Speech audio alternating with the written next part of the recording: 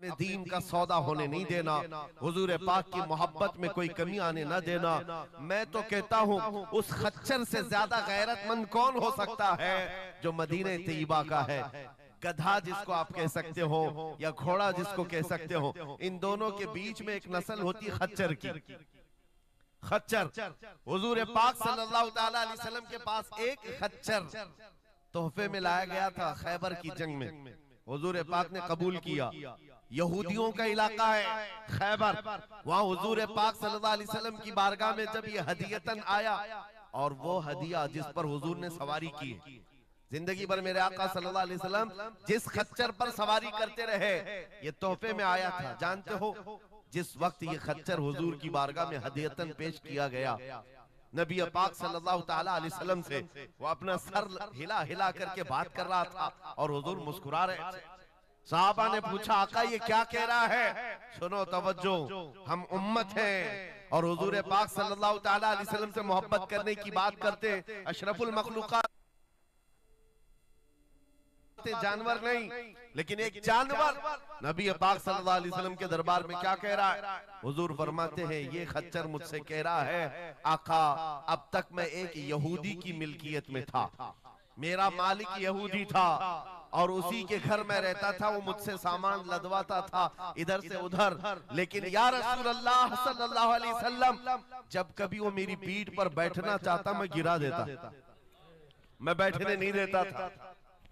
खच्चर कह रहा है यहूदी मेरा मालिक था, लेकिन जब भी वो बैठने की कोशिश करता मेरी पीठ पर मैं उसे गिरा देता। हुजूर फरमाते हैं, उससे पूछा ऐसा तू क्यों करता था, ऐसा तू क्यों करता था?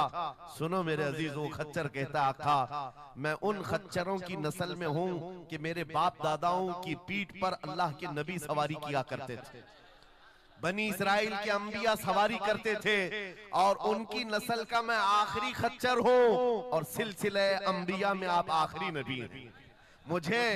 मुझे मेरी माँ ने ये कहा था कि अपनी पीठ संभाल कर रखना, इस पर ताजदारे अंबिया सवारी करे। सुभान अल्लाह, सुभान अल्लाह। खच्चरों को इतना इल्म है, इन कादियानी गधों को इल्म नहीं। खच्चर का अकीदा है कि अल्लाह के नबी आखिरी नबी है, आखिरी रसूल है।